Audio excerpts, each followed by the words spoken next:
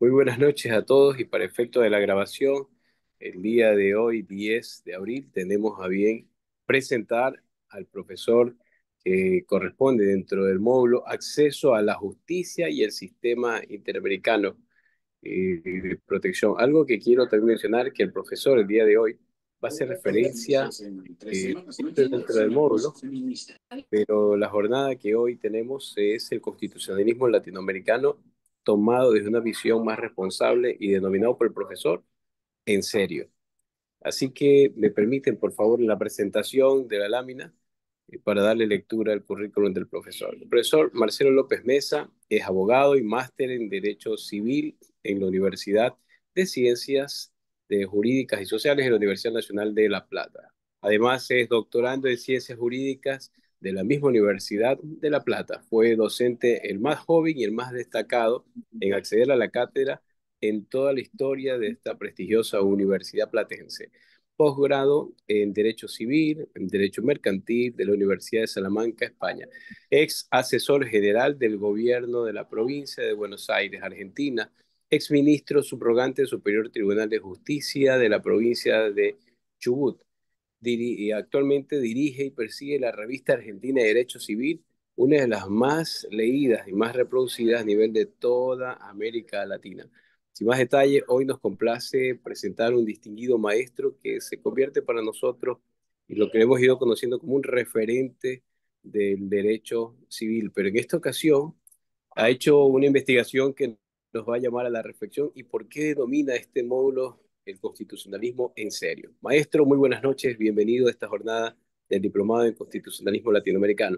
Antes de dar inicio, y por deber social y primero también de responsabilidad, quiero también expresarle que los estudiantes conozcan, el maestro hace poquísimos días perdió un familiar en línea directa, muy personal, y nos solidarizamos con su dolor, pero ha hecho un paréntesis pequeño para reconfortarse a través de estas salas académicas que hacíamos nosotros, sus estudiantes, quienes con nuestros sentir y actuar de diariamente podamos tanto aliviar esa carga con preguntas y también contribuir con su conocimiento y a su vez que nos alimente con la sabiduría que ostenta usted. Muchísimas gracias, profesor. Bienvenido. Buenas noches. Muy amable, muchísimas gracias por sus palabras, por la presentación. Recientemente ha fallecido mi padre, así que no pude dar en la fecha que correspondía a esta clase. Les pido disculpas por ello. Dicho todo eso, y como me gusta mucho, disfruto mucho de dar clase, voy a comenzar yendo directamente al punto, agradeciendo a la entidad organizadora esta invitación. En general, no se me suele invitar a mí a hablar de derecho constitucional.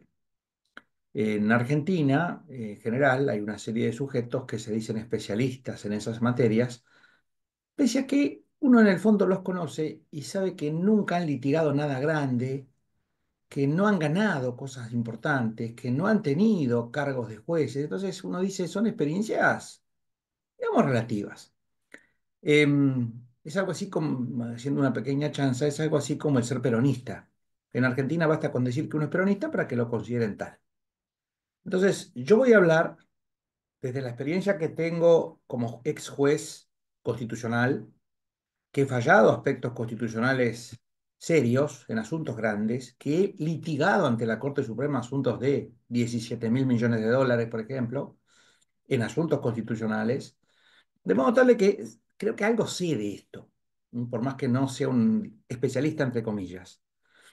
Y por otra parte, mi paso como pasante por el Federal Judicial Center en Estados Unidos y mi formación en la Washington University, creo que me dan algún bagaje. Por eso digo, como en mis antecedentes no suelen figurar estas cosas, quería explicar liminarmente desde dónde voy a hablar y por qué hablo de el nuevo derecho constitucional latinoamericano en serio, porque hay mucha música, mucha fantasía en todo esto. Dicho eso, voy a decir que si uno consultara, por ejemplo, la inteligencia artificial o algún manual de estos livianitos en boga, diría que el constitucionalismo latinoamericano es un conjunto de ideas y prácticas que busca racionalizar el ejercicio del poder político a través de la ley. Y diría también que ese movimiento ha evolucionado a lo largo del tiempo y se ha enriquecido con los aportes de los movimientos sociales. Si indagáramos sobre las características de este constitucionalismo, que algunos llaman neoconstitucionalismo latinoamericano, podríamos decir que este constitucionalismo ha reconocido y consagrado derechos sociales de las clases más vulnerables, como los trabajadores, los campesinos, etcétera, y que le ha dado bastante importancia a la cuestión indígena, así como al derecho ambiental. En cuanto a los derechos humanos, han sido incorporados muchos de ellos a las constituciones a partir de la firma de tratados de derechos humanos incorporados a varias constituciones como la Argentina. Y finalmente podríamos leer, así en generalidades, que el constitucionalismo latinoamericano ha evolucionado desde el constitucionalismo liberal del siglo XIX hacia el neoconstitucionalismo. Todo esto seguramente lo podríamos leer en cualquier texto, sobre todo de los especialistas, entre comillas. Sin embargo, podemos decir que hay una serie de matices en todo esto y que no todas esas cosas son ciertas, o al menos no todas han pasado a la realidad, sino que han quedado muchas en declamaciones. De modo tal de que vamos a hablar hoy en serio del tema del nuevo constitucionalismo latinoamericano, que es un ciclo de ideas que fructificaron en proyectos constituyentes, en algunas constituciones en la década de los 90, que incorporaron algunos aspectos interesantes, como la protección del ambiente. Algunas constituciones, por ejemplo, declararon intangible al paisaje. Pero si tenemos que ser muy sinceros, las explotaciones mineras y petrolíferas en nuestros países, que son en muchos casos desproporcionadas y que no tienen muchas limitaciones, pese a que se reconozca el paisaje en la Constitución, siguen dejando altísimos pasivos ambientales. Una vez me tocó litigar ante la Corte Suprema de Justicia de la Nación un caso por la mina Veladero, que es una mina de San Juan que produce oro para la empresa Barrick Gold. Y el caso se llamaba Azupa contra Provincia de San Juan. Curiosamente, respecto de una denuncia que habíamos hecho nosotros, en mi caso con el patrocinio de los doctores Jorge Moset Iturraspe y Félix Trigo Represas, dos grandes maestros ya fallecidos, nosotros habíamos denunciado que se estaba contaminando con cianuro un río que bañaba 6 provincias. Curiosamente, la Corte Suprema se declaró incompetente. Una cosa extrañísima. Es más, uno leía y leía los fundamentos y no lo podía entender. Seguramente también leeríamos en estas declaraciones ambivalentes sobre el constitucionalismo latinoamericano que ha introducido amplias listas de derechos sociales, políticos y económicos, pero la matización estaría en decir que muchas de ellas han quedado en declamaciones, que no han mejorado realmente la situación social de nuestros pueblos, mucho menos han democratizado la política, y ni que hablar de transformar el Estado, que en muchos casos sigue siendo el patrón de la estancia, digamos. Em, la CEPAL ha estudiado algunos rasgos distintivos del constitucionalismo regional y entre ellos ha mencionado la organización de los poderes, la estructura de los frenos y contrapesos y la definición, alcance y viabilidad de los derechos incorporados. Y llegado a este punto, ya habiendo, digamos, hecho una introducción sobre lo que pueden leer en cualquier lado, vamos a tomar la enseñanza del gran maestro de Harvard, Ronald Dworkin, en una obra de 1977 publicada por Harvard University Press, que se denomina Taking Rights Seriously, o sea, tomando los derechos en serio. Y vamos a empezar a hablar del derecho constitucional latinoamericano con alguna mayor certidumbre. Y entonces vamos a decir que los frutos o flores más genuinas que ha producido el derecho constitucional latinoamericano son dos. Primero, el derecho al asilo, el derecho al asilo. Y segundo, la acción de amparo. En cuanto al derecho al asilo, tenemos que decir que desafortunadamente ha florecido en nuestros derechos una institución que no debiera existir, porque nadie tendría que verse asilado en un país por ser perseguido en el propio. Sin embargo, uno ve a lo largo de Latinoamérica, conforme van cambiando las figuras que dominan y los gobiernos, sobre todo con esos grandes personalismos que suelen existir en nuestros países, y el derecho al asilo se ha transformado en una figura vital del constitucionalismo latinoamericano que ha preservado la vida de muchos dirigentes y de muchas personas que de otro modo hubieran sido asesinadas o sometidas a cualquier género de vejaciones, torturas, encerradas en mazmorras, etcétera.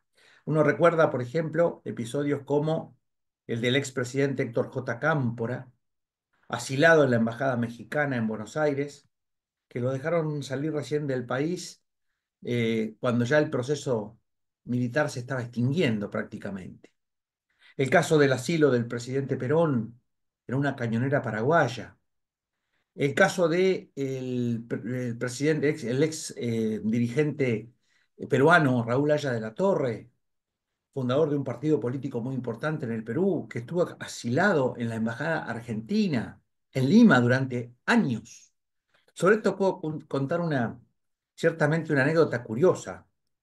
Un amigo mío muy querido que ha escrito conmigo un libro muy importante, el doctor Barreira Delfino, su padre fue agregado militar en la embajada eh, argentina en Lima.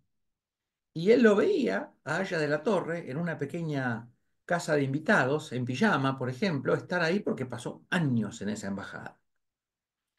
Y lo mismo ha pasado con otros, en Costa Rica, en Venezuela, en Colombia, en muchos países. O sea que el asilo es una figura muy importante que ha preservado la vida de muchas personas. Sin embargo, ha habido también abusos y excesos con el tema del asilo. Por ejemplo, eh, sé de buena fuente que cuando el presidente Perón estuvo asilado en la cañonera paraguaya, hubo algún desmesurado que quería bombardear la cañonera. Entonces tuvieron que mandar desde Asunción un Gloster, un avión Gloster, hacerlo marizar, llevarlo a Perón a riesgo de todo al avión y que despegue sin que lo bombardeen. O sea, este tipo de cosas son muy comunes en nuestros países, desafortunadamente. Y también ha habido excesos, porque a veces se ha asilado a personas que desde el asilo perturbaban el desarrollo político e institucional de sus naciones. Con todo, el derecho al asilo es una de las figuras más importantes del derecho constitucional latinoamericano. La segunda es la acción de amparo, una idea inicialmente desarrollada en México que luego tuvo un fenomenal desarrollo en la jurisprudencia de la Corte Suprema Argentina y en la doctrina argentina. Nos vamos a ocupar sobre el final de la charla de hablar de este tema, de la acción de amparo, para darle alguna precisión, porque en algunos casos se ha salido de quicio, se ha salido de su eje. También podemos mencionar la existencia en el derecho constitucional latinoamericano de algunos palos en la rueda. El primero de ellos es la falta de una división de poderes genuina. En nuestros países, pese a que las constituciones establezcan determinada cosa, hay una clara falta de división de poderes, en detrimento del Poder Judicial normalmente, en ocasiones también del Poder Legislativo y en beneficios casi siempre del Poder Ejecutivo. Igualmente, cabe mencionar que el tema de la separación de poderes está siendo estudiado nuevamente por autores especialistas de Estados Unidos. El caso típico que podríamos nombrar es el de Bruce Ackerman, en un libro que se llama The New Separation of Powers, de Harvard Law Review, de enero del año 2000, cuya lectura recomiendo si hablan el idioma inglés, porque realmente le da a uno ciertos elementos como para salir de un esquema inocente de ver el derecho constitucional. En segundo lugar, muestran nuestros países, como palos en la rueda, también un sistema de frenos y contrapesos del sistema de check and balance americano, desbalanceado. Desbalanceado hacia el Ejecutivo, al punto de que un autor como Roberto Gargarella, con quien no siempre estoy de acuerdo, pero que siempre respeto sus ideas, porque son sensatas y genuinas, Gargarella ha dicho que este desalinee, este desbalanceo del sistema de frenos y contrapesos es la primera marca de identidad del constitucionalismo latinoamericano. Segundo lugar, o tercer lugar, otro eh, palo en la rueda es el cesarismo democrático.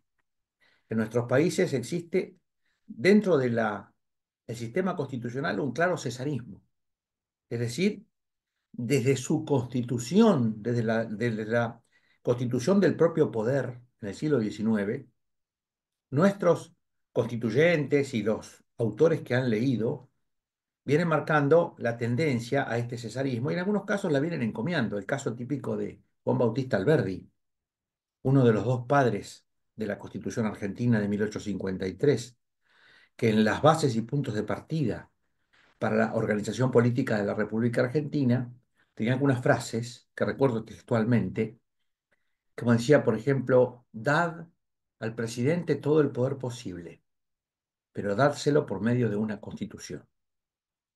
Y después tenía otras frases que decía, las repúblicas nacientes de la América antes española necesitan reyes con el nombre de presidentes. Este sesgo cesarista, que está muy presente en algunos periodos de nuestro desarrollo, en el México, por ejemplo, con el porfirismo, en Chile, con la República Clásica del siglo XIX, que digamos que era una república claramente oligárquica. Este cesarismo se puede analizar en un viejo libro de Valenilla Lanz, de Laureano Valenilla Lanz, que se llamaba Estudios sobre las bases sociológicas de la Constitución de Venezuela, publicado en Caracas. Y también este sesgo se puede ver en un libro americano de Brian Lopman, The Constitution of Tyranny. Otro palo en la rueda del constitucionalismo latinoamericano es la debilidad de la justicia. La justicia en nuestros países suele ser el pariente pobre de los otros dos poderes. En Estados Unidos, la justicia, pese a que si en todos lados se cuecen habas, y como dicen en España y aquí a calderadas, en Estados Unidos la justicia es mucho más independiente. Un fiscal que tenga ganas de prosperar, de proyectarse, muchas veces puede llegar a ser gobernador a través de sus actos. Por ejemplo, persiguiendo a determinado delincuente, el caso de Rudolf Giuliani, por ejemplo. En nuestros países eso es impensable. Que un juez llegue a tener un cargo importante en el poder ejecutivo es impensable, que llegue a gobernador o algo por el estilo es impensable. ¿Por qué? Porque justamente, dada la debilidad de la justicia, lo que se busca es fomentar esta debilidad en vez de resolverla. Y entonces se buscan sujetos timoratos, cobardes muchas veces, o parientes, para ocupar los cargos más importantes y que no compliquen la situación. Otro de los palos en la rueda del constitucionalismo latinoamericano, para hablar en serio de las cosas, son nuestras reglas pétreas de aplicación flexible. En Estados Unidos, en Europa, y sobre todo en Inglaterra, las reglas son flexibles, pero a su aplicación es rígida. Las reglas son flexibles porque el juez las debe poder modular al caso en que está tratando, la que tiene que aplicarla, pero que una vez que se determina que la regla se aplica, se le aplica a todos. Aquí no. En nuestro caso, por lo menos en Argentina y países limítrofes, que es lo que más conozco, las reglas son pétreas, son duras como el mármol, pero su aplicación es flexible, depende para quién. Para el que quiera profundizar esto, hay un libro francés traducido al español muy interesante de Jean Carbonnier que se llama Derecho Flexible y dice que el derecho pétreo es solo impostura, que el derecho no es un trozo de mármol y que como tal no debe ser entendido como eso. Otro palo en la rueda es la alta corrupción. No vamos a avanzar sobre esto porque por todos conocido, ¿no? Gente que hace unos años no tenía dónde caerse muerta y que llega a un cargo público y de golpe es multimillonario. Entonces, es muy común esto en nuestros países. Otro rasgo muy evidente es la concentración del poder en pocas manos. Hay un libro que recomiendo de Gerardo Pisarello, publicado en Madrid por Editorial Trota en 2011, que se llama Un largo termidor. Subtítulo La ofensiva del constitucionalismo antidemocrático. ¿Qué es lo que estamos viendo? En este momento, en diversos países de nuestra América Latina, está habiendo una vuelta hacia una revolución conservadora, el caso típico de Argentina. Después de pasar décadas de un socialismo declamatorio, porque no era un socialismo real, era un socialismo declamatorio, que básicamente se justificaba cualquier género de latrocinios o de... Es más, voy a poner un grafismo para que me entiendan. Un presidente argentino muy importante, muy inteligente, uno de los últimos inteligentes que tuvimos, el presidente Arturo Frondizi, dijo que el poder en nuestros países es como un violín. Se toma con la izquierda, pero se toca con la derecha. Eso es algo muy común en nuestros países, pese a que las constituciones digan otra cosa. Así como son comunes los gobiernos oligárquicos, la desmesurada utilización de la acción de amparo, sobre lo cual vamos a hablar luego. Otra cosa que también es más remarcable, que es otro palo en la rueda, son las rémoras del pasado. Es decir, seguir apegados a esquemas conceptuales, constitucionales del pasado. El caso más típico es la impostación, la impostura que hacen algunos supuestos constitucionalistas, reivindicando el notorio no a la censura. No a la censura, a la censura. Hay una gran hipocresía en todo esto, por una razón muy simple, porque la Constitución argentina, por ejemplo, de 1853, que no fue tocada en su primera parte de Declaraciones de Derechos y Garantías, establece que no puede haber censura. Pero porque los constituyentes de esa época tuvieron en mira la imprenta de los cajistas, una imprenta un poquito mejor que la que inventó Gutenberg. Es decir, algo que se hacía manualmente, se colocaban los tipos en una caja y se publicaban diarios, se imprimían, y eso era el colmo del desarrollo. Seguir apegados a este tipo de ideas es no entender lo que está pasando en nuestra realidad actual. Hay una gran hipocresía en los dirigentes políticos, incluso en los fallos de la Corte. Los fallos de la Corte Argentina en materia de libertad de expresión son hipócritas, anodinos, raros, porque dependen del color de gorra de quien acciona. El caso más típico es lo que se dijo con la Real Malicia. La Real Malicia es un instituto, una figura que aplica la Corte Americana a partir del caso en New York Times contra Sullivan. Este caso de la Real Malicia se aplicó invariablemente en Argentina desde la década del 90, salvo en un caso. Yo siempre estuve en contra de su aplicación, aclaro, ¿eh? Porque me parece que nuestros países tienen demasiada venalidad, demasiada corrupción, sobre todo en los poderes, y la prensa es el cuarto poder. Bueno, ahora hay que ver la prensa y las redes sociales también, comparte, pero antes la prensa era el cuarto poder. Y yo veía que es demasiado venal muchas veces la prensa como para permitirle escudarse en una figura tan rígida que hace que uno tenga que demostrar que el periodista sabía que estaba mintiendo al difamarlo. Eso me parece que es una locura realmente.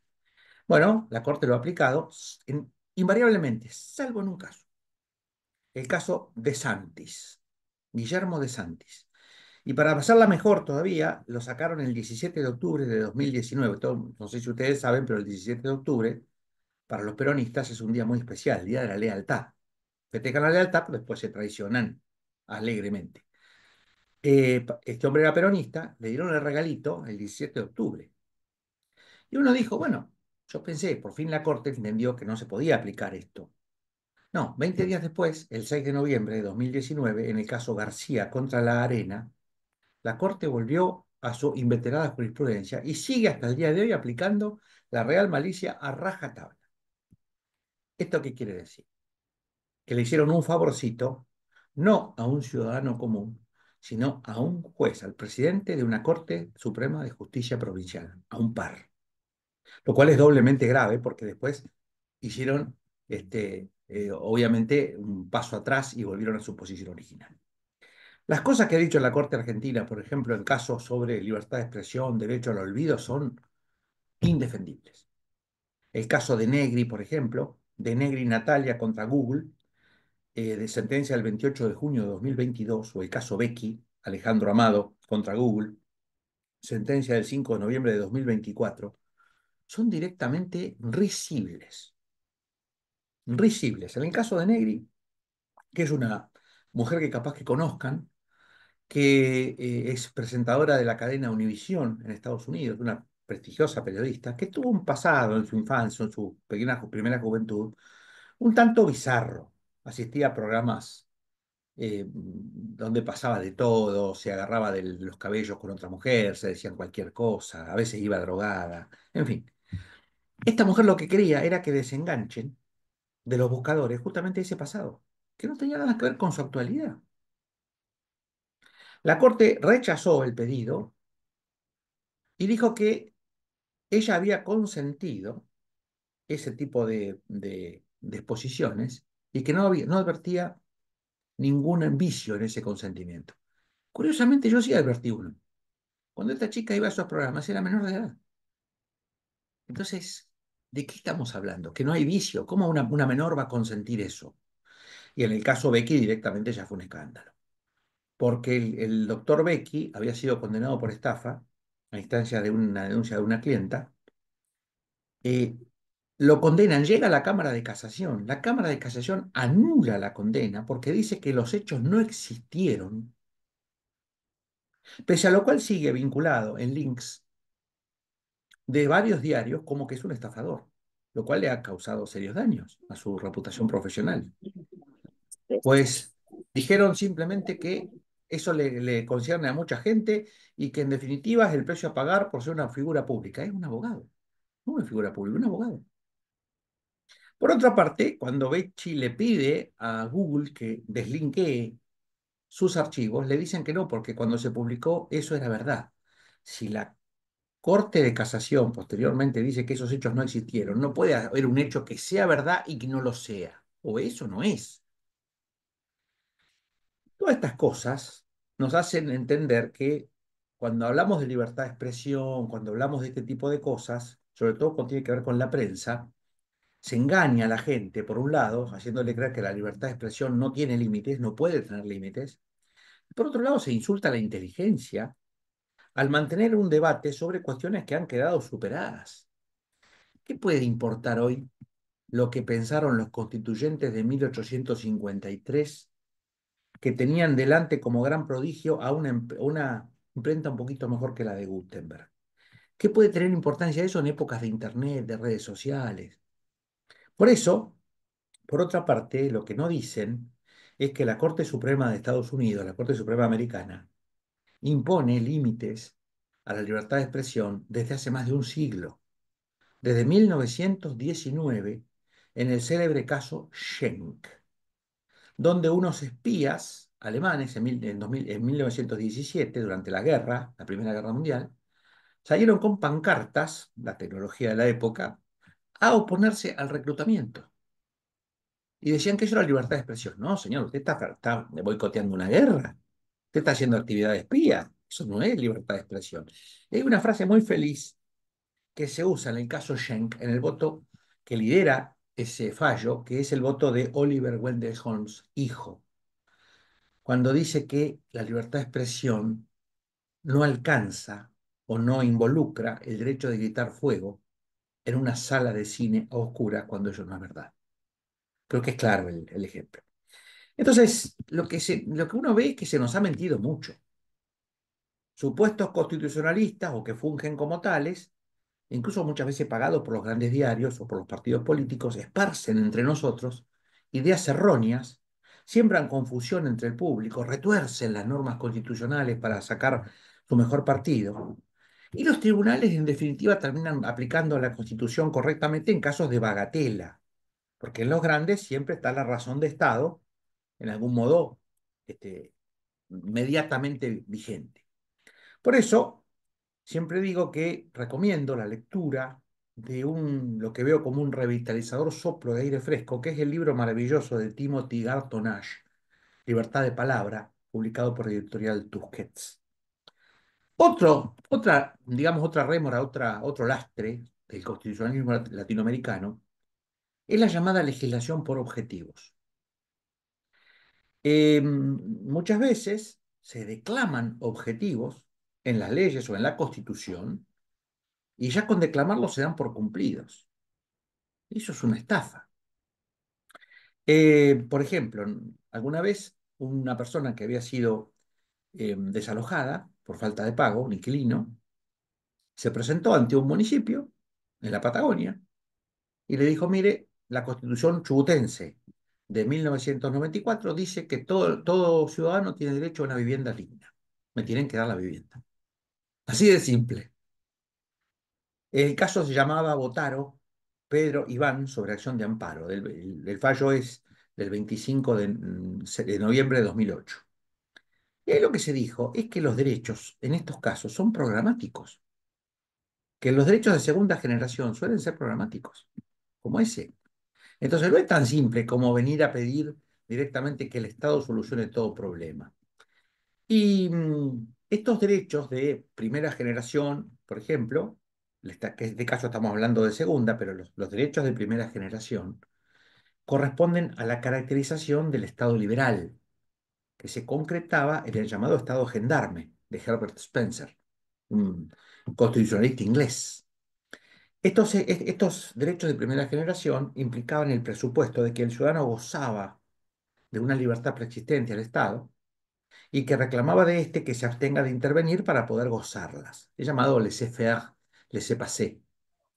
En cambio, los derechos de segunda generación son los derechos sociales vulgarizados en los periodos de entreguerra, que reclamaban quienes no gozan de las ventajas de la sociedad capitalista y requieren del Estado que les asegure los derechos que ellos por sí solos no pueden alcanzar: trabajo, salario justo, vivienda, cobertura de salud, etcétera. Este es el llamado estado de bienestar, que últimamente se está desmontando en todo el mundo porque no se puede costear. Este estado de bienestar llevó a la quiebra al Estado español en el año 2009, por ejemplo. Entonces, hoy asistimos a, un, a una realidad en la cual se declaman derechos, económicamente no son sustentables. Esta segunda generación de derechos, como el derecho a la vivienda, por ejemplo, lleva al Estado a otra actitud. El Estado intervencionista, el Estado prestador de servicios, con la corrupción que ello implica. Cuando el Estado comienza a gestionar los asuntos sociales, muchas veces la corrupción está a la vuelta de la esquina. El caso de Venezuela es patente. Consumieron un país que era rico en 20 años, 30. ¿Y todo por qué? Por el Estado omnipresente. El dictador Chávez iba por una calle y me señalaba con el dedo y le decía, expropiese. Sin ley, así nomás. Y ese bien, digamos, ese inmueble, quedaba en una especie de limbo, porque no había una norma que lo estableciera, pero sin embargo nadie se animaba a contrariar al gran comandante. Bueno, esto es lo que ha pasado con estos derechos. En base a reclamarlos, se ha producido una banalización de los derechos. Em, es más, hay un caso muy claro que es un caso que falló el Tribunal Europeo de Derechos Humanos, el caso del enano, que vivía, le pagaban por ser impulsado, ser tirado desde un cañón a una colchoneta en discotecas. La gente se divertía a sus costillas, lo ridiculizaban, pero el hombre ganaba bien.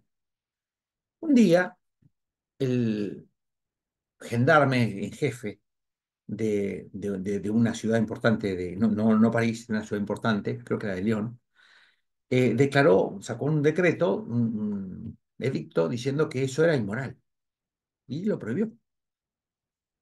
Este señor, el caso Walkover, este señor litigó en Francia, perdió, fue al Tribunal Europeo de Derechos Humanos y la verdad es que uno lee la sentencia y parece que dudaron de darle la razón, pero finalmente no se la dieron, porque hablaban de la banalización de los derechos humanos y que no se podía invocar el derecho a que se rían de uno, realmente. Bueno, esta legislación por objetivos, que se ha abierto paso en el derecho argentino y en otros, y lleva a plasmar maravillosas declamaciones, pero a no dotarlas de los medios para hacerlas cumplir.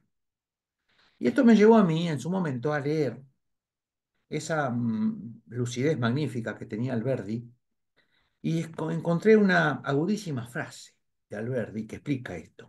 ¿Qué decía Alberdi? La Constitución próxima tiene una emisión de circunstancias.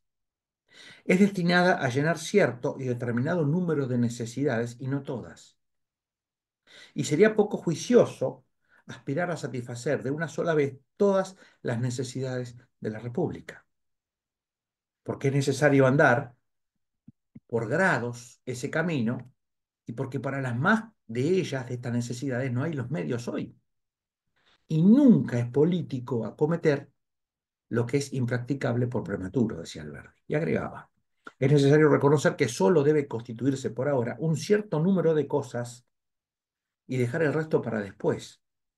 El tiempo debe preparar los medios para resolver ciertas cuestiones de las que ofrece el arreglo constitucional de nuestro país.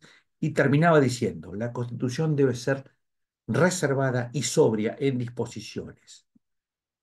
Cuando hay que edificar mucho y el tiempo es borrascoso, se edifica una parte de pronto y al abrigo de ella se hace por grados el resto de las estaciones en calma y bonanza. Juan Bautista Alberdi, bases y puntos de partida. Y después, el último párrafo de Alberdi realmente es conmovedor. Cuando dice, haréis constituciones brillantes que satisfagan completamente las ilusiones del país, pero el desengaño no tardará en pediros cuenta del valor de las promesas y entonces se veréis que hacéis el papel de charlatanes, cuando no de niños, víctimas de vuestras propias ilusiones. Yo me pregunto, cuando uno lee últimamente algunas leyes de nuestros países, ¿no tiene la sensación o de que las sancionas o de que quienes las sancionan son idiotas o que nos están tomando por idiotas? Muchas veces es patente, por lo menos en Argentina. Bien, dicho todo ello, vamos a avanzar y vamos a continuar hablando de otro tema, que es el tema del nuevo constitucionalismo latinoamericano y algunas puntualizaciones que hay que hacer sobre él. Ya vimos cuáles son los lastres que arrastra, ya vimos cuáles son las declamaciones que se han hecho y ahora vamos a hablar otro poquito más conceptualmente sobre este nuevo constitucionalismo latinoamericano, si es que eso realmente existe. Eh, si hablamos de la evolución del constitucionalismo latinoamericano desde sus orígenes, prestando especial atención a la última oleada de reformas constitucionales que tuvo lugar hacia fines del siglo XX, década del 90, por ejemplo, y que dieron lugar al llamado nuevo constitucionalismo norteamericano, uno tendría que entender básicamente que de esto de nuevo tiene muy poco, porque hay una gran continuidad, una profunda continuidad entre este nuevo, entre comillas, constitucionalismo y el más tradicional o arcaico constitucionalismo del siglo XIX. Y ello tanto en lo relativo a la organización de los derechos como al diseño institucional predominante, al reparto del poder. La organización del poder, que todavía hoy predomina en nuestros países, en una mayoría de constituciones de la región, sigue estando definida por rasgos elitistas y autoritarios que son propios del momento liberal conservador que regiera en América Latina entre los años 1850 y 1890. De hecho, esto que acabo de decir, esta especie de connubio liberal conservador, es algo muy propio de América Latina. En otros países eso no existe, porque ¿qué es liberal? Es liberal y ¿qué conservador? Es conservador. Acá no. Acá se da la particular circunstancia de que hay personas que son liberales en economía, pero muy conservadores en aspectos sociales. Argentina llegó a ser el octavo país del mundo, la octava economía del mundo, justamente por un esquema de este tipo, muy liberal en economía y muy conservadora en aspectos sociales y económicos. En cuanto al dinero, en pocas manos, las empresas, todo el mundo tenía el derecho de trabajar, pero mayormente sin destacarse.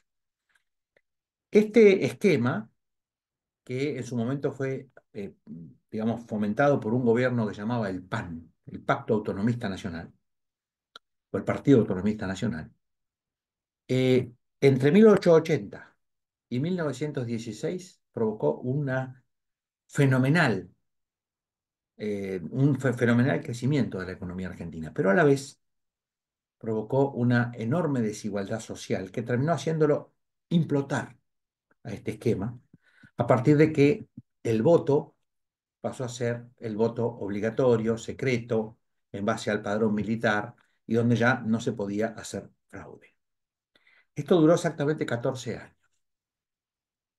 entre 1916 y 1930. En 1930, con la explosión de la Bolsa de Nueva York en 1929, la economía argentina entra en crisis y hay el primer golpe militar que se produjo y da lugar a una década que se llamó la década infame, que no es ni década ni infame, porque fue de 1930 a 1943, y que algunos dicen que no fue tan infame porque Argentina volvió a crecer económicamente. Sin embargo, era una muy particular porque en ese tiempo se volvió a hacer el llamado fraude patriótico. Es decir, se votaba, pero había que votar a los que la dirigencia quería. Un ejemplo muy común, un tío abuelo mío, ya fallecido, fue a votar en una elección en la década infame, entró al cuarto oscuro y cuando fue a agarrar la boleta del Partido Radical, que estaba prácticamente prohibido, corrieron una chapa del techo y le apuntaron con una escopeta y le dijeron, esa no. O sea, así era la democracia argentina en la década infame. Vemos entonces cómo este sesgo radical conservador estuvo íncito en diversos momentos de la historia argentina. Y es más, si miramos la Constitución, por ejemplo, de 1994, que es la última reforma constitucional que se hizo, básicamente se basó en un trueque. La reelección presidencial para el presidente Menem, que no le alcanzaba con los 6 años que tenía, que quería 10, y a cambio el radicalismo consiguió, la Unión Cívica Radical consiguió una serie de conquistas, entre comillas. El tercer senador por provincia, ¿para qué no sé? Porque en definitiva si los senadores representan a las provincias, ¿para qué está un senador por la minoría? Pero bueno, pongámosle. El Consejo de la Magistratura, el Defensor del Pueblo, etcétera. La elección directa, digamos, del intendente de la capital, la creación de una ciudad autónoma, etcétera. Varios de estos artilugios que se crearon básicamente son juguetes caros. Si son instituciones que no cumplieron la finalidad a las cuales estaban destinadas, pero que cuestan una fortuna. El Consejo de la Magistratura es el ejemplo más típico de lo que no funciona. De hecho, hasta la Corte Suprema de Justicia de la Nación ha tenido que declarar que el funcionamiento del Consejo de la Magistratura del año 2006 hasta 15 años después fue absolutamente inconstitucional. Curiosamente no se tocó a ningún juez que nombraron en esa época, porque fue manoteado por la política, etc. Aclarado todo esto, tendríamos que mencionar la evolución del constitucionalismo latinoamericano, que básicamente reconoce 4 etapas. Este constitucionalismo regional puede ser dividido en las siguientes etapas. En primer lugar, el constitucionalismo experimental. El primero, el del siglo XIX, de 1810 a 1850, preocupado sobre todo por la consolidación de la independencia. En aquel momento, la consolidación de la independencia y evitar la anarquía era básicamente lo que buscaba ese constitucionalismo, que era muy incipiente, era muy precario, pero básicamente buscaba eso, evitar, digamos, el caudillaje, la anarquía, la vuelta a una situación colonial, etc. El segundo periodo, que sería lo que podemos llamar el constitucionalismo fundacional, se interesaba sobre todo por la consolidación económica. Normalmente va de 1850 a 1917, depende del país. En Argentina podría ser de 1853 a 1912, donde se sanciona la ley de voto obligatorio. En tercer lugar, el constitucionalismo social, la tercera etapa, que está orientado a recuperar y a solucionar la cuestión social, que va desde 1916 en Argentina hasta 1976. Y en otros países de 1917, como en México, hasta 1980.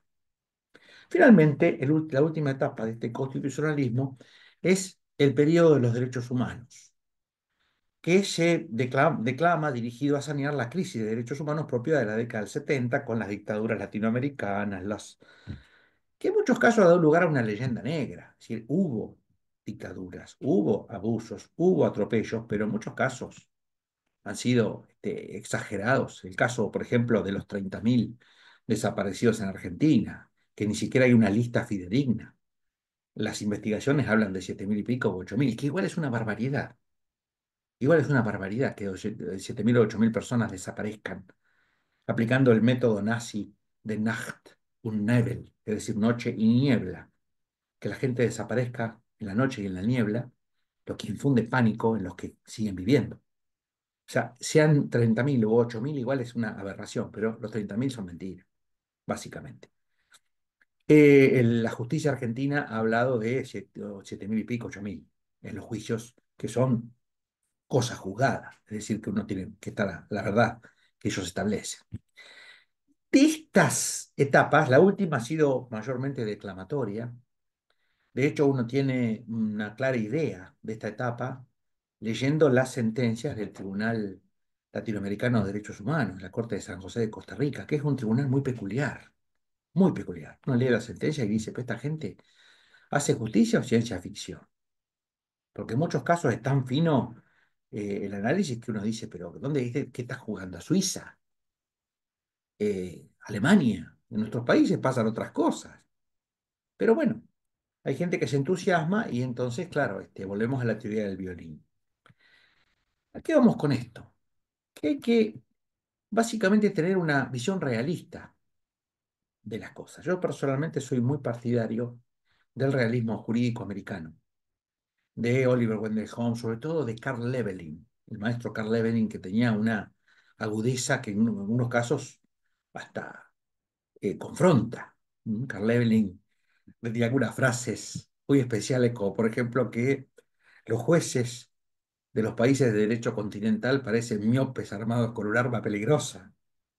Y uno piensa eso y dice, caramba, yo conozco a varios de estos, varios miopes armados con un arma peligrosa. Y después cuando decía que los jueces ejercitan labores de ventriloquía, como el muñeco del ventríloco, usan la ley como el muñeco del ventríloco. Dice, la ley dice esto, en realidad están diciendo ellos. O sea, ese tipo de finuras del maestro Leveling no son bien entendidas por todos y algunos lo consideran un provocador. Sin embargo, la lectura profunda de sus textos da una visión distinta. Entonces tenemos que el sistema de frenos y contrapesos, haciendo un breve redondeo, el sistema de frenos y contrapesos, check and balance, en Estados Unidos, entre nosotros, es más una aspiración que una realidad. Y tenemos que, por el contrario, hay figuras extrañas que en otros países son impensables, como el Pacto Liberal Conservador, que es una rara avis latinoamericana. En nuestro país, en Argentina, por ejemplo, en muchos casos hasta los comunistas son conservadores. A su manera, pero son conservadores. Un caso, un fallo como el de Larry Flint, el pornógrafo de una revista de sexo explícito, que fue cobijado, amparado en sus derechos por la Corte Suprema. En Argentina es impensable, por lo menos. Y creo que en nuestro país es en varios. Es impensable. Basta recordar el precedente de la Corte Suprema de Justicia de la Nación Argentina en el caso CHA, Comunidad Homosexual Argentina de la década del 90, donde se le negó la personería a esta asociación que básicamente quería luchar por los derechos de los homosexuales y sobre todo por su salud, por su cobertura, sobre todo en tiempos en que el SIDA causaba estragos. Le negaron la personería, como si fuera una asociación de delincuentes. Tenga uno la opinión que tenga sobre estas personas, claramente tienen el derecho de asociarse, de vincularse, de poder defender sus derechos, pues así no lo vieron. Entonces, muchas veces en nuestros países los jueces son más conservadores que los políticos, que no es poco decir.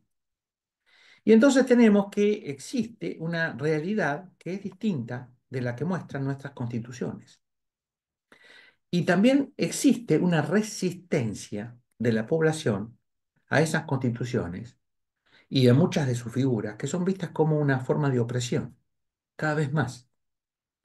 Em, Dicha resistencia constitucional viene de la mano de crecientes niveles de coerción y de represión política contra el pueblo, que en muchos casos se está rebelando contra un estado de cosas que no lo tiene en cuenta. El caso típico de Chile, con las revueltas de los estudiantes, que planteaban, digamos, el hecho de que no podían estudiar en su país, tenían que venir a estudiar acá a Argentina, donde somos, digamos, receptores de muchísimos latinoamericanos que vienen a estudiar gratis o a atenderse la salud gratis a Argentina, lo cual es impensable. Uno va, un argentino va a otros lados y les cobran hasta el saludo. Bueno, pues acá, en el estado de bienestar se lo ha llevado hasta ese punto, lo cual ahora se está empezando a reevaluar. Ya hay algunas provincias que están empezando a cobrar la atención médica, la Universidad de Buenos Aires está empezando a ver si arancela a los extranjeros, etcétera.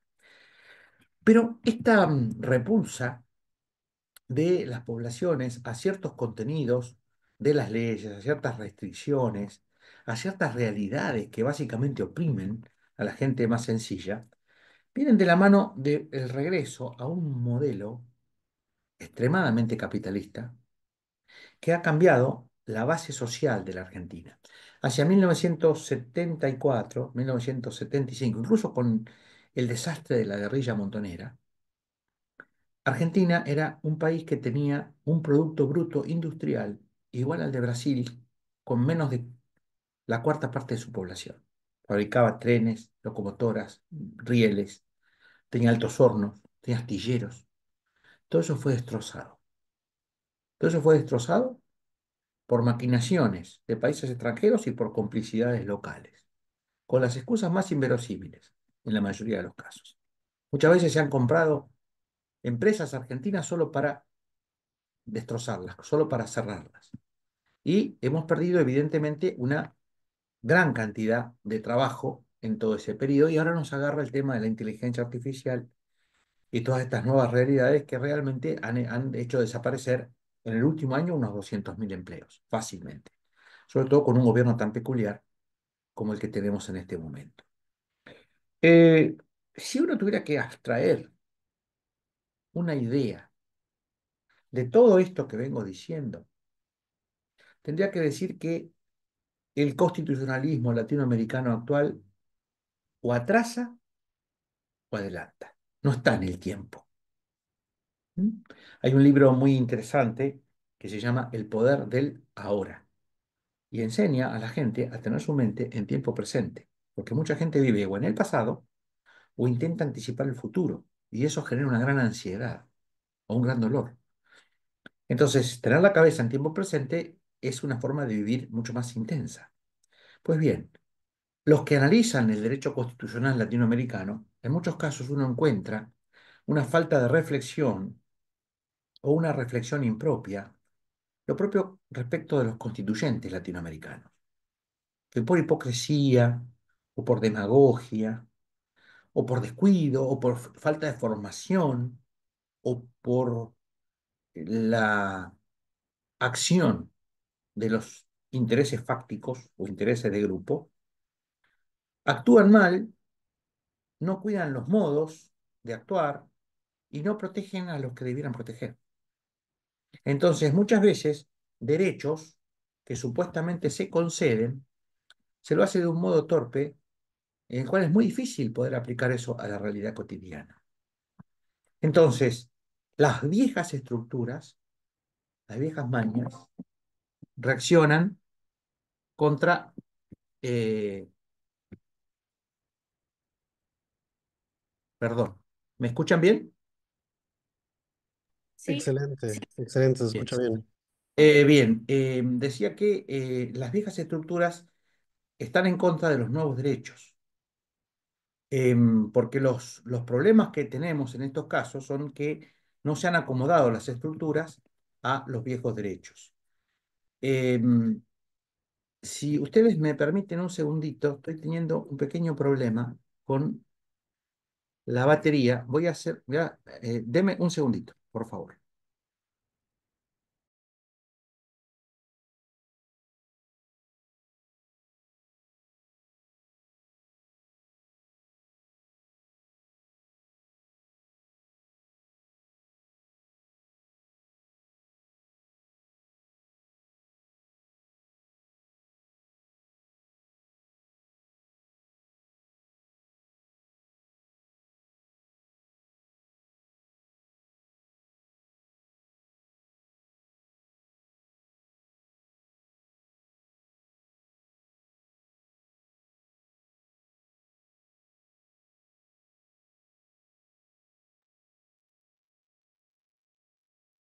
Creo que ahí lo solucioné. Disculpe, ¿eh? Disculpe la demora.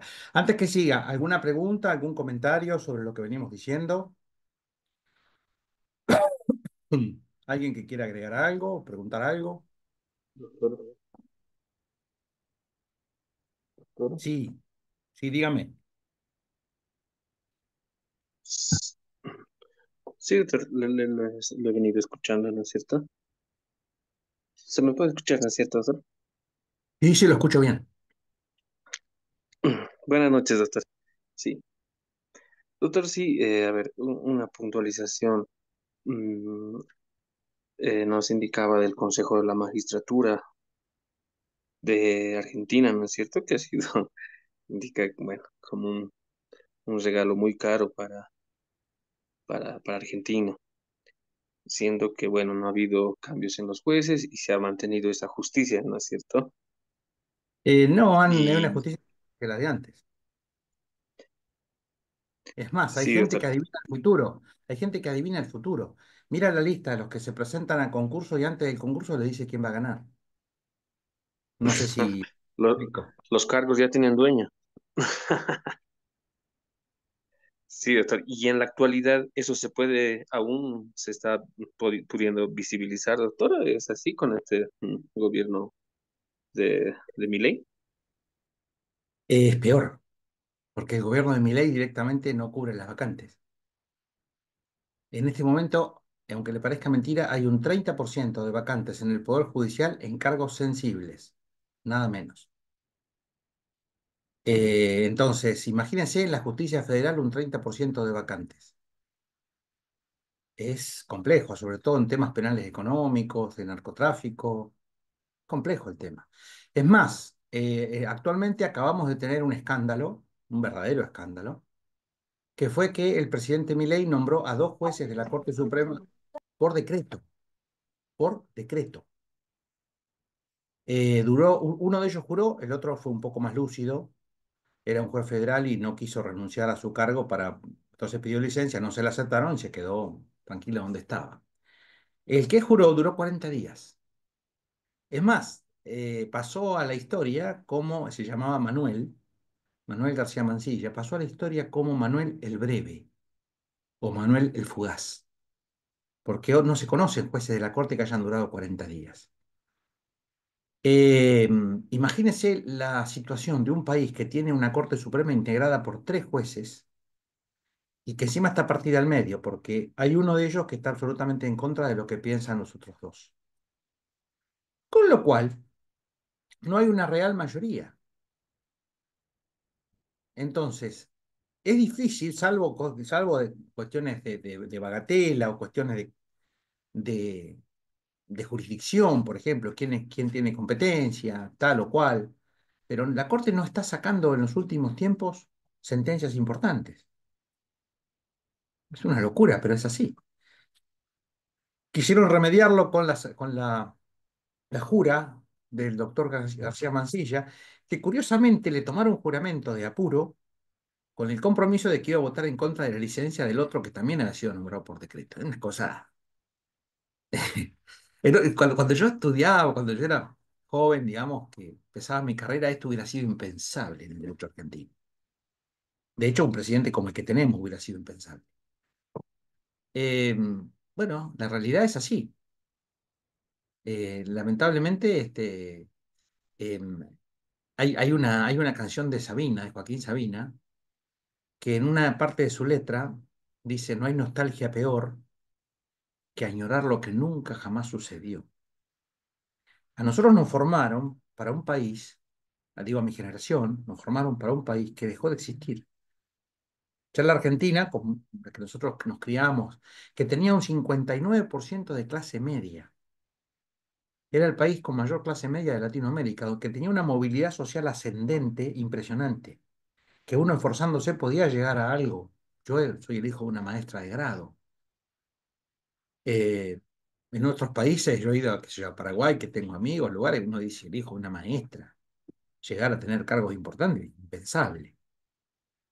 Acá había movilidad social ascendente. El problema es que en estos 40 años hemos transitado un plano inclinado. Y en los jueces, En la formación de los jueces eso se nota muy claramente. Hay gente que directamente no se mide, no se cuida. Entonces, te dicen un día, no, me llamó fulanita, la vicepresidenta del Consejo de la Magistratura, y me pidió que me presente a concurso. Y va y después y ganan. Entonces uno dice, caramba, ¿no? Y encima hay gente que uno la conoce, habló con ella tiempo, y no le conoce así un conocimiento profundo, una agudeza, gente más bien sencilla, ¿no? Lo que los italianos llaman piccola testa, mentes pequeñas, y sin embargo dan unos exámenes extraordinarios. Y ese es su único momento de lucidez, porque antes no eran nada y que después cuando ejercen el cargo tampoco. O sea que de golpe se olvidan de todo lo que habían expresado en su examen. Lo cual hace pensar que a lo mejor alguien les mostró las preguntas. Digo, no sé, a lo mejor, capaz no. No sé si eso responde a su pregunta. Y Sí, después, bueno, hay coincido con muchas de verdaderas carreras de embolsados. Si uno se presenta a un concurso cuando no le han pedido que se presente o cuando así de espontáneo, lo más probable es que a uno le dediquen zancadillas, patadas voladoras, piquete de ojos, o sea, todo vale. He visto casos de personas. He visto casos, les voy a dar para que entienda de qué estamos hablando. Conocí, no vamos a hacer nombres, pero conocí a un sujeto que entró número 31 a un concurso en el orden de mérito por el examen de oposición y lo eligieron juez. ¿Te conoces algún caso así? Con el Consejo de la Magistratura. No sé si he respondido a su pregunta.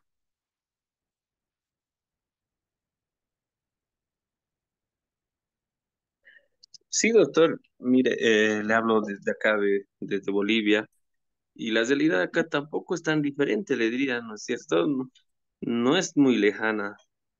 Entonces, veo que, como nos indica, acá también tenemos esas grandes falencias que hasta el día de hoy, y peor aún, no sé si se tiene un poco, bueno, conocimiento de nuestra realidad acá jurídica, se ha agudizado ese problema.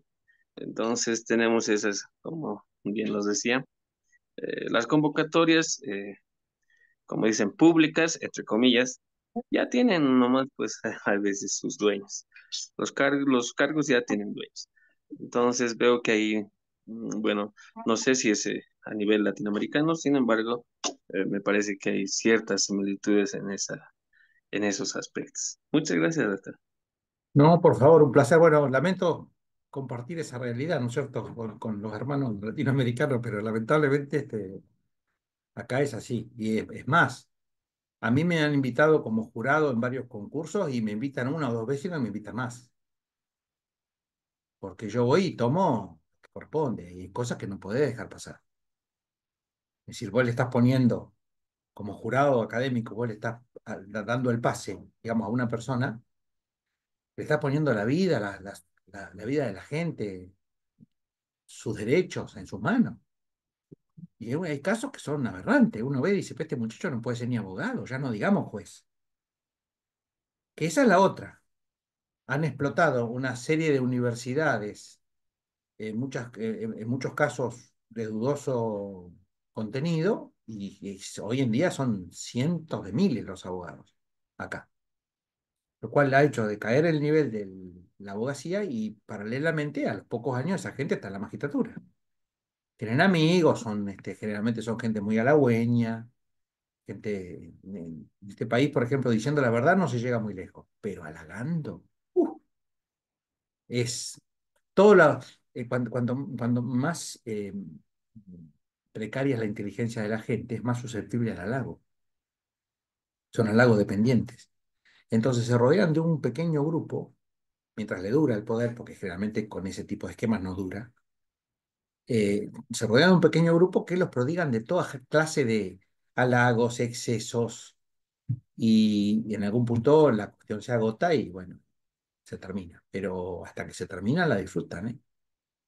Y ponen jueces afines, gente que no les va a complicar, gente que, acá había un árbitro de fútbol, un tal La Molina, que cuando no había cosa gravísima como una plancha terrible, una fractura, decía, siga, siga.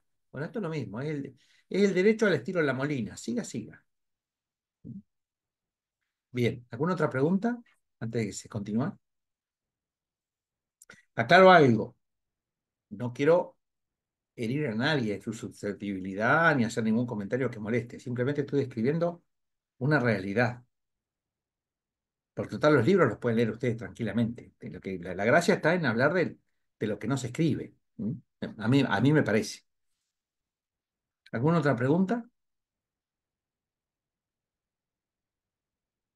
Bien. En ese caso, si les parece bien, yo pasaría a la segunda parte de mi charla, que es relativa a la segunda figura, o la segunda flor de que hablábamos antes, que es el amparo. El amparo como vía procesal en Argentina, en América Latina, y sobre todo lo que uno observa en los últimos años y décadas, que es la desnaturalización del amparo. El amparo es una herramienta constitucional de primera magnitud, incluso fue reconocida como un derecho en la Constitución argentina de 1994. El tema es que se abusa del amparo. Entonces vamos a ver un poquito sobre ese tema, de modo tal de poder ver alguna realidad interesante. El amparo es una acción judicial que puede iniciar toda persona para solicitar a la justicia la protección urgente de un derecho o garantía cuyo ejercicio le fuese desconocido o estuviese amenazado por la autoridad pública o por otra persona. Normalmente por una autoridad pública. Raramente hay amparo entre particulares. El amparo que tuvo su origen en Latinoamérica en el derecho mexicano, luego recaló en la Corte Argentina en un fallo, que fue el caso Siri, el dueño de un periódico, que era un periódico peronista, que después de la caída del presidente Perón, a este hombre se le había puesto una guardia policial en su periódico y no se le dejaba ingresar, no se le dejaba ingresar, sin ninguna orden, sin ningún nada, de hecho, digamos, de prepo, una facticidad. Y la Corte en el caso Siri Ángel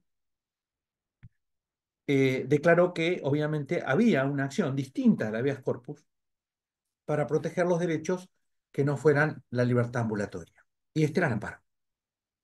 De modo tal que las garantías individuales existen y protegen a los individuos por el solo hecho de estar consagradas en la Constitución, dijo la Corte en el caso Siri, independientemente de las leyes reglamentarias, las cuales solo son requeridas para establecer en qué casos y con qué justificativos podrá procederse al allanamiento y la ocupación. Y en eso citó a un gran prócer argentino, un gran constitucionalista que se llamaba Joaquín B. González, Joaquín Víctor González. La Corte, en el caso Siri y luego en el caso Cot, avanzó con la creación de esta figura que luego fue legislada por una ley 16.986 de la década del 60. Claro, han pasado muchos años desde entonces y no se ha actualizado la regulación. Y ha habido mucha jurisprudencia y sobre todo se ha perdido de vista en la jurisprudencia, que ha sido cada vez más expansiva, que el amparo es una herramienta excepcional, acotada, que debe ser preservada para causas en que los derechos que están en crisis o en pugna sean dignos de protección especial y que adolezcan de una premura extrema, y donde la incidencia de lo resuelto en el amparo pueda ser apreciada sin mayor dificultad.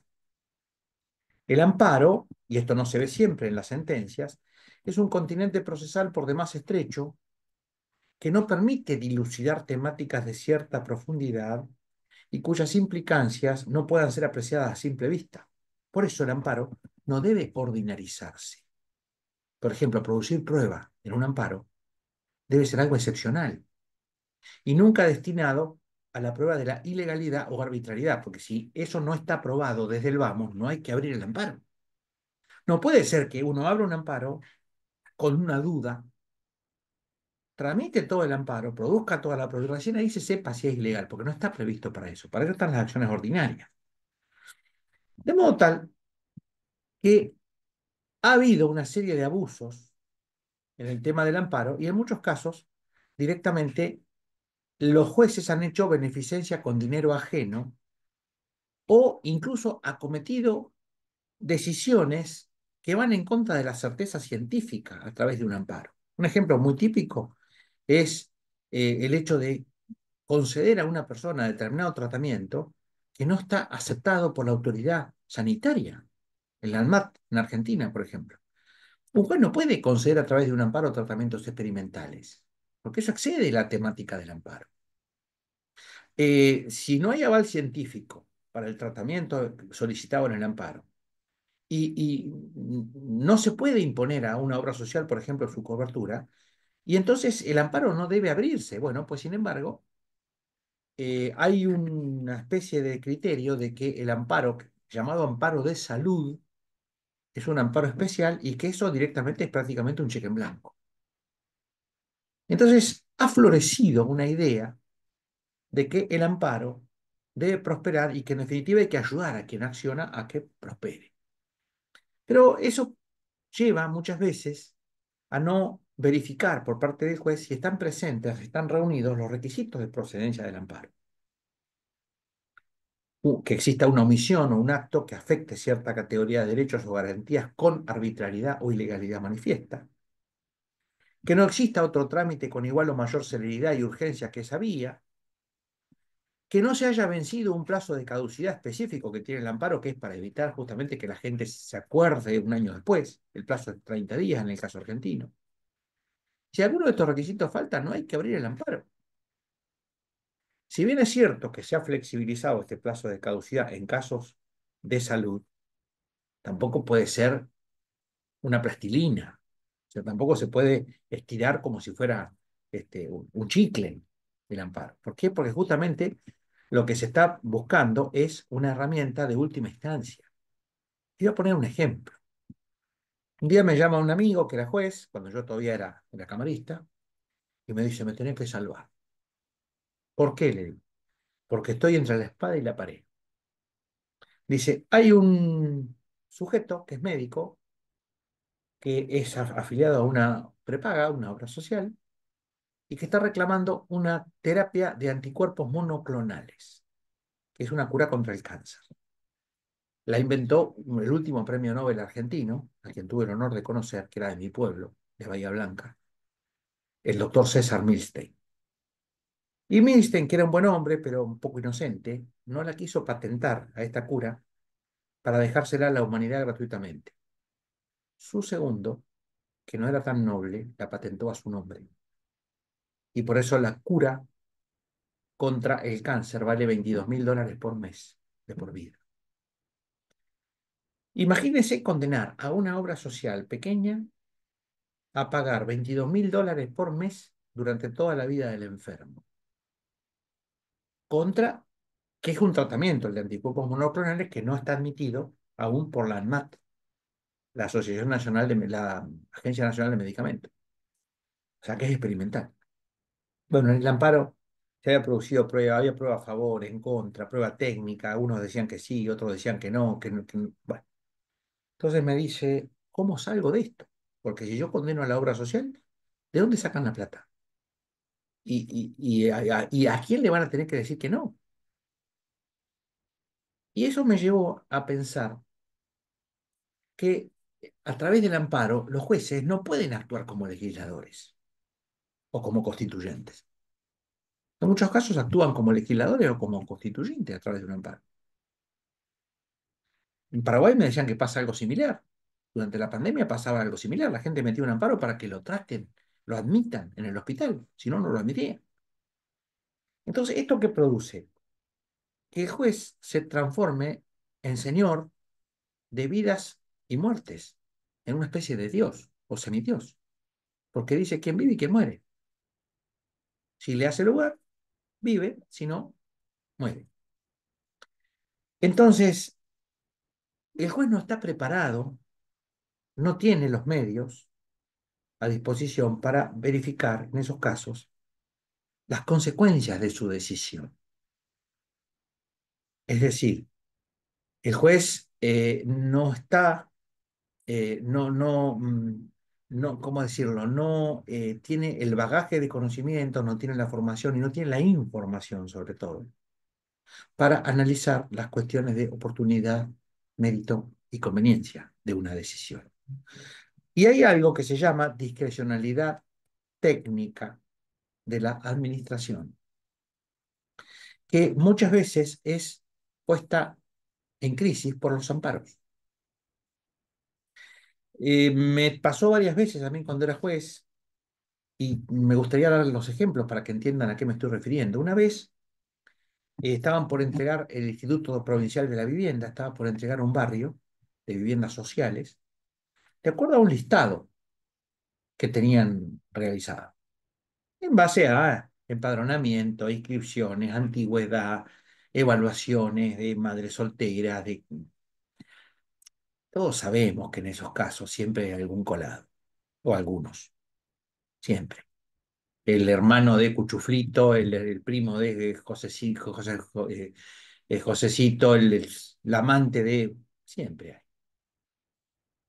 Ahora, sobre la base de esa conjetura, de que siempre hay, o de esa, digamos, verdad sabida, de que se puede autorizar a que un juez revise la lista y el orden que determinó la administración. Llega un día a la Cámara de Apelaciones, donde yo estaba, el presidente del Instituto Provincial de la Vivienda con una caja grande, llena de llaves, que venía con un colega que había sido compañero mío de aula, un hombre muy respetable, un abogado. Me dice, ¿podemos hablar, doctor? Dice, de un tema grave, serio. Lo hicimos pasar con mi compañero de sala y hablamos. Dice, mire, doctor, yo le vengo a dejar acá las llaves y usted haga lo que quiera, pero yo no me las puedo quedar. Entonces le digo, ¿cómo? Claro, estas son las llaves de un barrio de viviendas sociales que tenemos que entregar. Ya están listas. Pero hay una jueza inferior a ustedes que nos metió una medida cautelar en un amparo. Esa es otra cosa. Medidas cautelares en amparo, muy dudoso, muy dudoso. Y lo mismo que la producción del programa, muy dudoso. Hay una jueza que dispuso una cautelar que nos prohíbe entregar las casas, porque hay una serie de sujetos que se consideran preteridos, se consideran perjudicados en el orden. El problema es que nosotros tenemos a gente acampando en las inmediaciones del barrio, que está terminado, y que el fin de semana, cuando saquemos la guardia policial, o cuando se vaya la guardia policial, la van a tomar. Están con barretas para barretear las puertas. Dice, yo no puedo quedarme con esto acá, téngalo usted, doctor, en todo caso usted verá qué hace. Le digo, mire, amigo, esto no funciona así.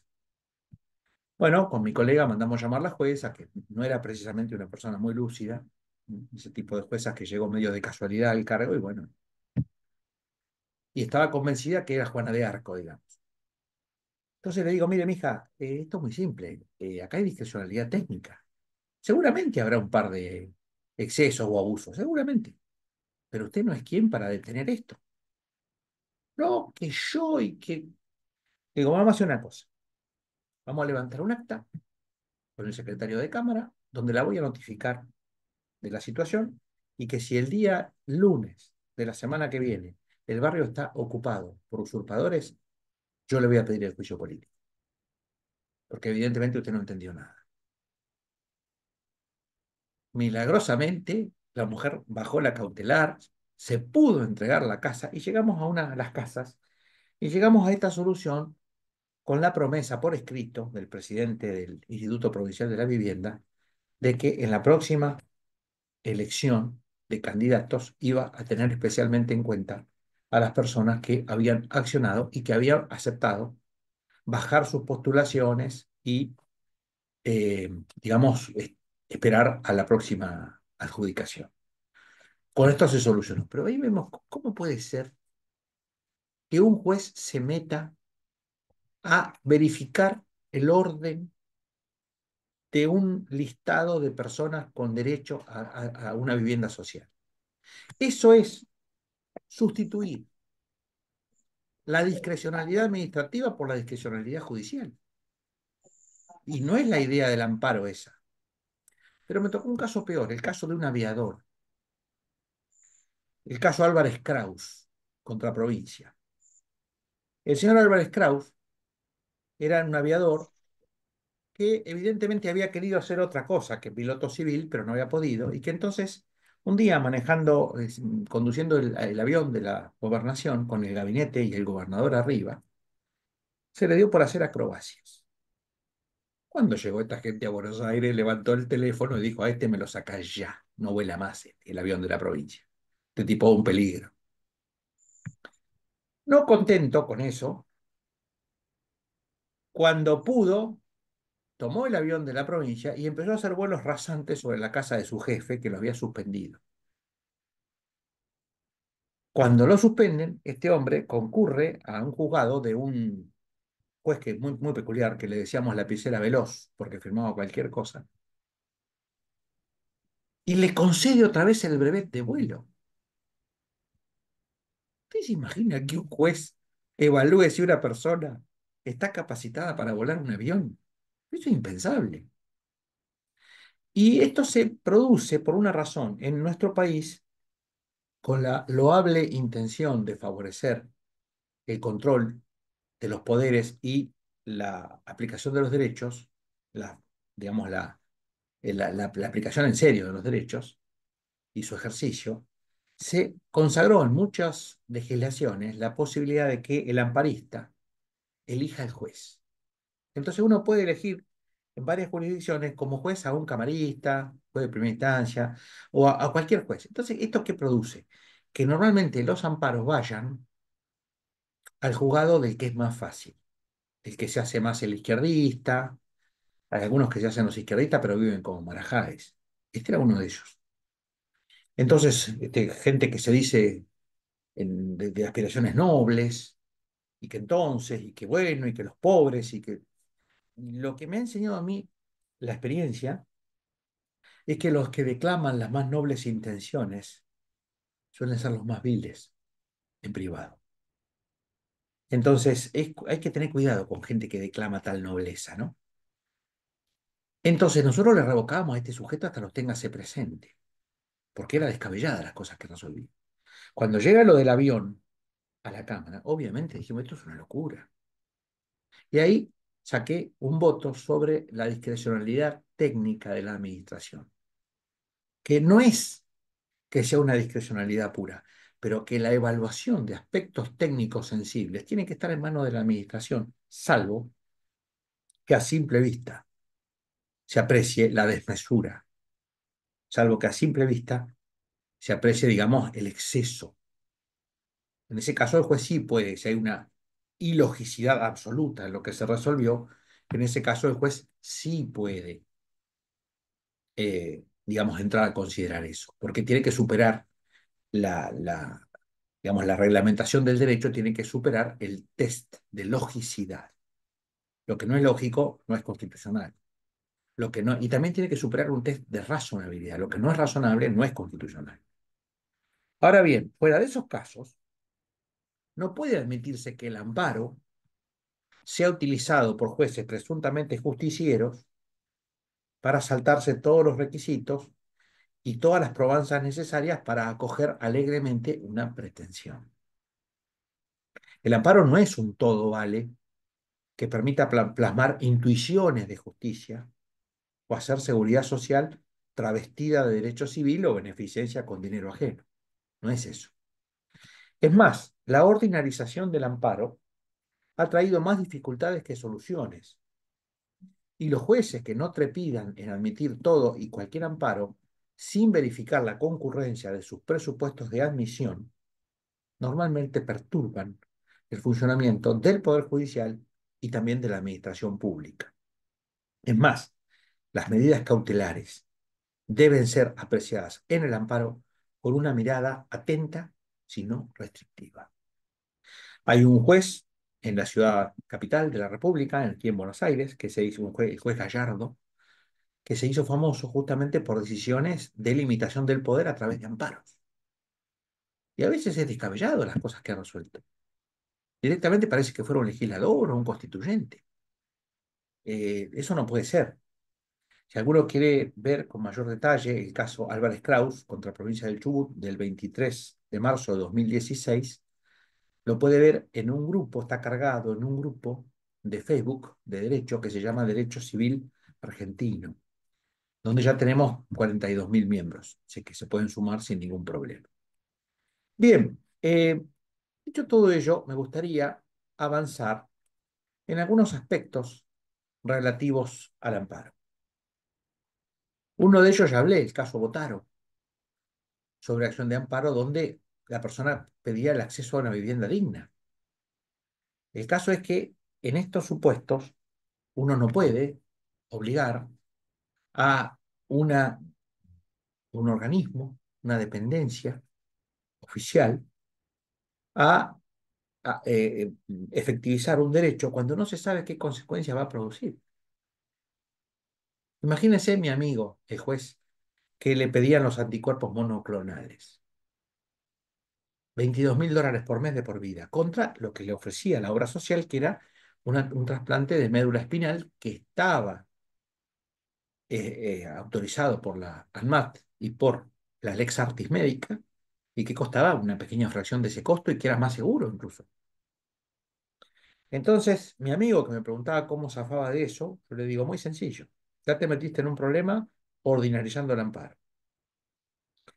Lo que tenés que decir ahora es que no hay certeza científica en la prueba presentada y, consecuentemente, no podés resolver porque duda y amparo son conceptos incompatibles. El amparo no es una flor que crezca en terrenos sembrados de incertidumbre o de dudas. Bueno, así salió por ese lado y solucionó el problema. Y todo el mundo, dentro de todo, conforme porque no se podía seguir de esa manera. Aparte, un amparo que ya llevaba un año tramitando. Una locura. Un amparo tiene que ser algo rápido, breve. Bien.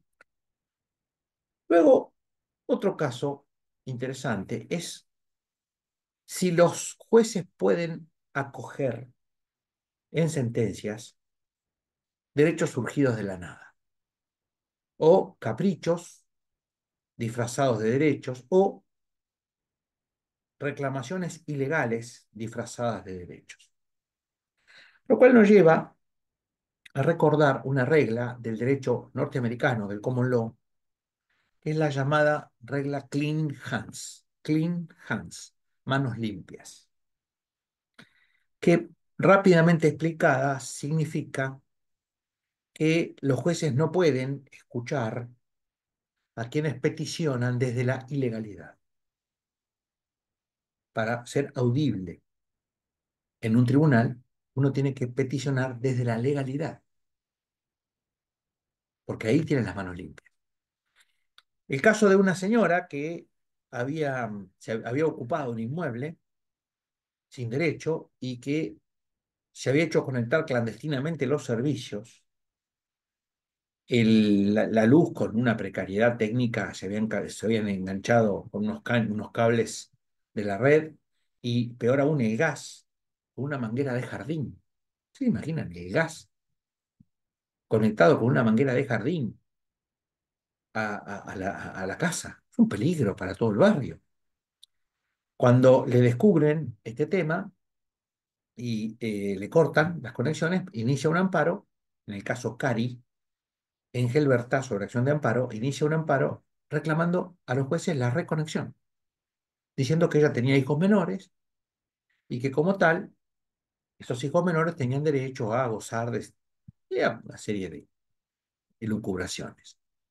Nosotros dijimos, acá hay que distinguir dos cosas. Una es la seguridad social y otra cosa es el derecho civil. La seguridad social tiene por misión resolver los problemas de la gente, pero un juez no puede permitir, digamos, que se ocupen, porque tienen necesidad, se ocupen viviendas ajenas, se conecten los servicios de cualquier manera. Imagínense mandar reconectar un servicio cuando se ha conectado con una manguera de jardín. Uno puede incendiar un barrio entero, una manzana, matar gente. Pues no puede conceder eso, porque eso es una intuición de justicia, una ilusión, pero no un derecho. Otro caso interesante fue el llamado caso de la playa galesa, La playa galesa es uno de los lugares más bellos de la Patagonia, donde el río Chubut ingresa en el mar, en el Atlántico. Una serie de vividores, vivillos, delincuentes, mm, este, fascinerosos, habían ocupado terrenos privados, habían hecho un laterío ahí, una villa, y no contentos con eso, reclamaban a la cooperativa de servicios públicos del lugar, de Rawson, la capital de Chubut, reclamaban que les conecten gratuitamente los servicios porque había menores. En este país, cuando hay menores, todo vale. Pasamos de una punta a la otra, pasamos de que los menores sean objeto de cualquier tipo de felonía a una protección así irrazonable. De hecho, hay jueces que disponen una especie de expropiación de derechos, por ejemplo, si el inquilino deja de pagar los arriendos, pero tiene menores, no lo lanza.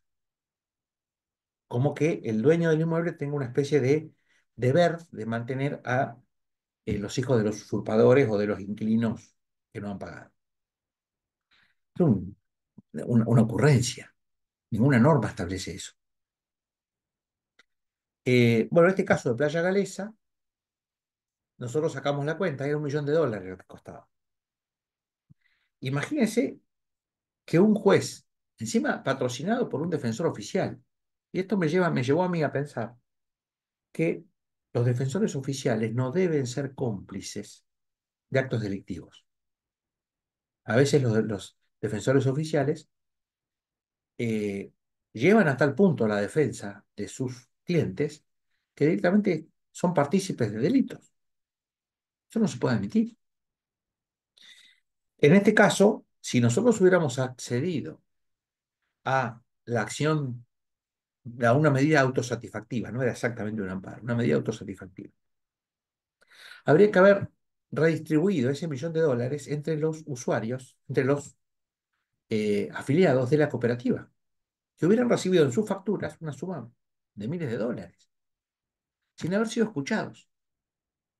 ¿Ven qué peligroso que pueden ser los entusiasmos desmedidos cuando estamos hablando de derechos supuestamente constitucionales que no son analizados en relación con otros derechos constitucionales? Y ahí es donde hay que ver el balance de los derechos constitucionales en pugna. Porque así como esta gente decía tener derecho a los servicios, aún en un predio ocupado, también está el derecho de propiedad del resto de los vecinos que tienen derecho a que no se los condene a pagar lo que, sin haber sido escuchados, por lo menos. Bien, obviamente revocamos el fallo y rechazamos la demanda. Luego tuvimos otro caso que mencionar, que es el caso Iturralde, donde rechazamos el amparo porque hacía falta un mayor debate y prueba. Era un caso contra una agencia de recaudación, donde lo que se debatía era una cuestión muy fina respecto del tema impositivo, de un impuesto puntual, eh, en fin.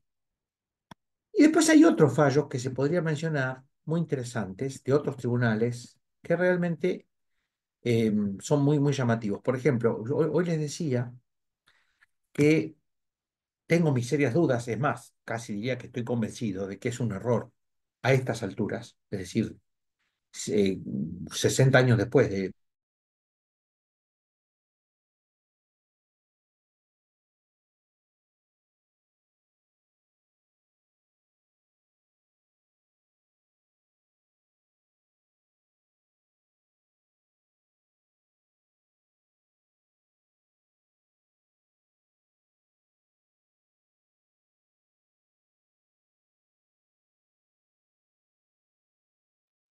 No se me escucha. Tengamos un momentito de paciencia, ¿ah? Parece ser que se desconectó el profesor.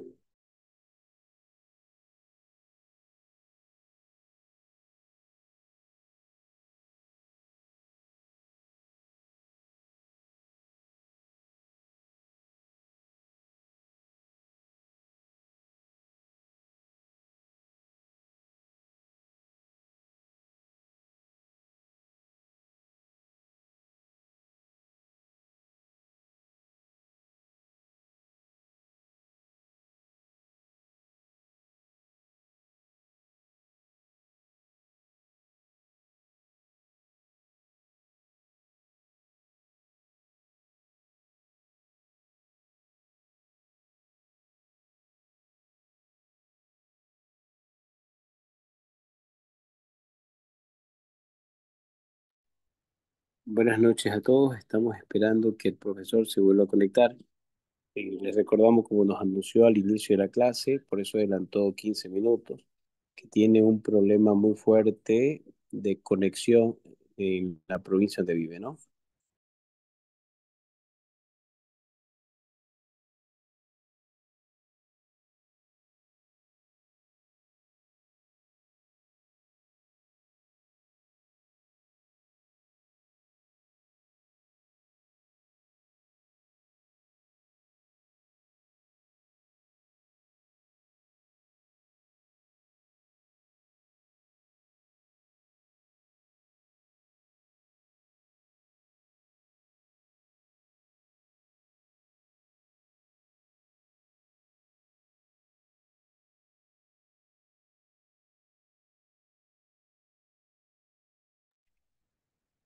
Muchas gracias por la espera. Vamos a seguir en unos momentos más hasta que el profesor pueda nuevamente retomar la jornada. Aprovecho este espacio para consultarles si están pudiendo ingresar a la plataforma. En el transcurso de estos días se van a actualizar ciertos detalles que todavía están pendientes, pero quienes no han podido registrarse en la plataforma, les rogaría que por interno nos puedan contactar con la administración, ¿no?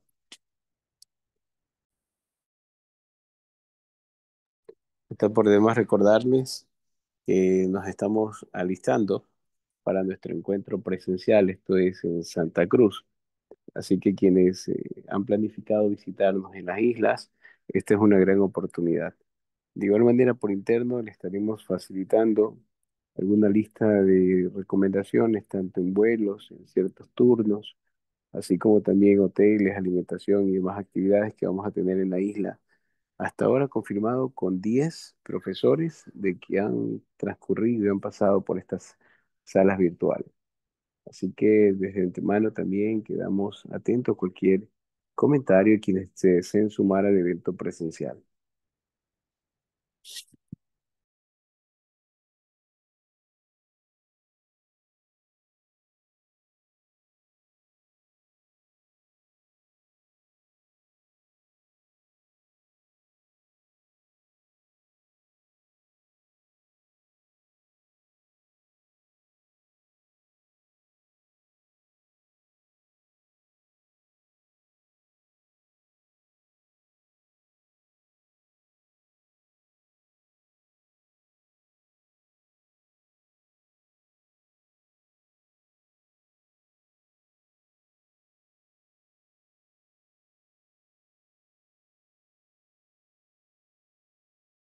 Bueno, estamos revisando algunos mensajes que nos indican sobre la asistencia del lunes. Toda esta asistencia esta semana vamos a abrir un enlace para que la puedan agregarse. Felizmente hemos estado registrando también la participación de cada uno de ustedes para que de todas maneras podamos corroborar esta información. Para quienes estén pendientes, profesor eh, Marcelo López Mesa, Massa va a conectarse en breves momentos. Ha perdido conexión de su teléfono, especialmente de la batería de su celular. Así que me dejó un pequeño mensaje que si en caso de alguna actividad se tenga que entrecortar, podríamos retomar el resto del tiempo que resta para esta jornada en un horario especial. También recordarles que ya nos encontramos en las actividades de cierre, así que nos restan ya menos de 2 semanas para culminar el diplomado y se nos vienen 2 semanas bastante fuertes, especialmente porque en la última semana pensamos dejar una actividad complementaria que va a permitir a ustedes tomar algunos apuntes de reflexión sobre algunas preguntas antes de resolver nuestro examen final.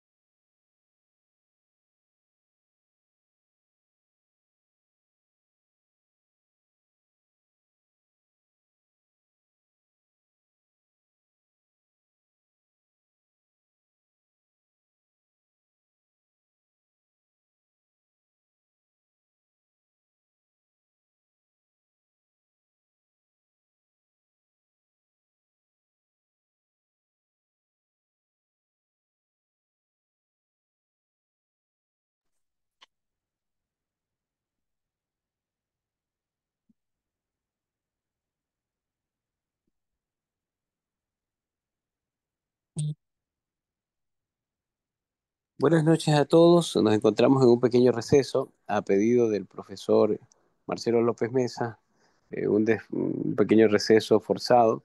Se le acabó la batería del aparato y artefacto electrónico con el que estaba conectado, recordando que a inicios de clase nos dijo que tenían una dificultad en virtud de que no tienen cobertura en este momento en la provincia de Jocupe, donde corresponde él. Nos resta media hora de clase de él. Entiendo que hasta este momento, si ya no se ha podido conectar, va a ser difícil. Vamos a declarar cerrada esta jornada, recordándoles que vamos a tener una actividad complementaria la próxima semana un poco más intensa, porque ya nos encontramos en las dos últimas semanas para culminar nuestro diplomado. Vienen dos clases seguidas con María Sofía Sagües y ha pedido María Sofía que les envíe unos libros y vamos a subir full material para que ustedes comiencen a descargarlo. Recordarles que el diplomado no solamente culmina con su última jornada académica en las fechas propuestas, que está establecida como fecha tope el sábado 26 de abril, sino que vamos a tomarnos 2 semanas posteriores para hacer un examen valorativo donde todos los profesores que han pasado por estas salas nos van a otorgar varias preguntas, las cuales a través de un simulador vamos a poder practicar. No me resta más que agradecerles por la paciencia. Lamentablemente estas extemporaneidades son las que nos permiten rediseñar nuestro programa. Lamentamos que en su momento el profesor también le tocaba la jornada hace 4 días, tres días atrás, pero tuvo que reprogramar esta cita debido a una calamidad personal, como él lo inició, él lo indicó en su inicio de exposición. Había fallecido su señor padre, pero se reagendó tiempos y 4 días después lo teníamos el día de hoy aquí en esta jornada. A un dato adicional, Marcelo López Mesa, el profesor que tuvieron ustedes en sala, lo pueden googlear, es el profesor, eh, podríamos decirlo a grueso modo ya aquí en sala, uno de los profesores más top de Argentina, que está en todos los medios de comunicación, siempre es el referenciado en civil y en constitucional en toda Argentina. Así que los motivamos a que lo sigan en sus redes. Dirige una de las redes más grandes en Argentina, además de sus relaciones muy cercanas con el presidente de la nación. Por favor, les vamos a rogar que nos volvamos a conectar ya el día de mañana con las jornadas que se encuentran planificadas. Muchas gracias, saludos a todos y declaramos cerrada esta jornada.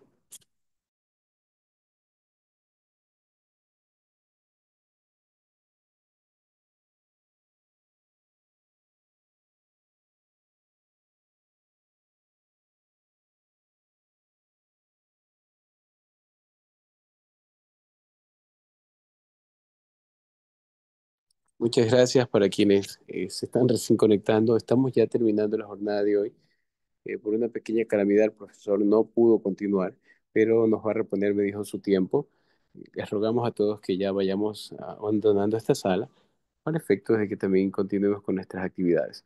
Esta semana se van a subir todos los materiales que han estado pendientes, así como también se van a subir algunos otros detalles para efecto de que ustedes tengan mayores elementos y prepararse para la prueba final que va a correr después del 26 de este mes, invitándolos nuevamente a quienes se quieran sumar al Congreso, que nos sigan a través de las redes sociales y participen también activamente. Solo ustedes van a tener la exclusividad de formar parte del Congreso de manera virtual, quienes no asistan con nosotros al Congreso. Buenas noches con ustedes.